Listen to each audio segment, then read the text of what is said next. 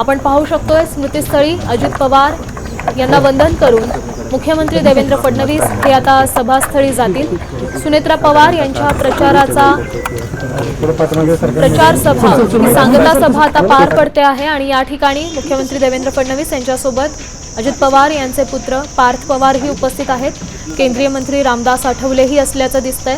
त्याचसोबत अजित पवार गटाचे इतर काही नेते मंडळीही या ठिकाणी उपस्थित आहेत। अजित पवार यांच्या स्मृतीस्थळी मुख्यमंत्री देवेंद्र फडणवीस पोहोचले।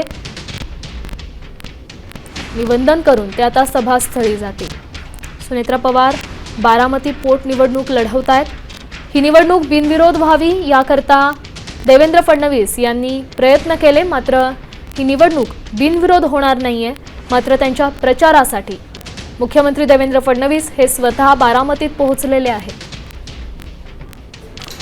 आपण ही आत्ताची ताजी दृश्य पाहू शकतोय। बारामतीतली ही सगळी दृश्य आहेत। अजित पवार यांच्या स्मृतीस्थळी मुख्यमंत्री देवेंद्र फडणवीस पोहोचले होते। अजित पवार यांना वंदन करून त्यांच्या स्मृतीस्थळी भेट देऊन आता ते प्रचार सभेच्या मंचाजवळ पोहोचले। सुनेत्रा पवार यांच्या प्रचाराची सांगता सभा बारामतीत आज पार पडतीये। थोड्या वेळापूर्वीच सुप्रिया सुळे यांचं देखील भाषण झालं। काही वेळापूर्वी जय पवार यांचं देखील भाषण झालं। या भाषणादरम्यान जय पवार सुप्रिया सुळे भावूक झाल्या होत्या आणि आता याच प्रचार सभेसाठी मुख्यमंत्री देवेंद्र फडणवीस स्वतः बारामतीत पोहोचलेले आहेत आणि आत्ताच्या घडीची ताजी दृश्य बारामतीमध्ये तुम्ही पाहताय सांगते।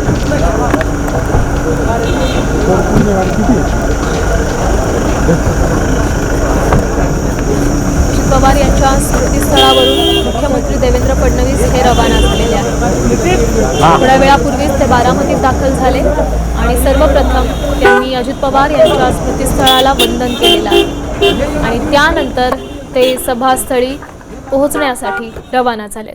त्यांच्यासोबत आपण पाहू शकतोय पार्थ पवार ही उपस्थित आहेत आणि इतर काही मंत्री आणि नेतेही उपस्थित आहेत।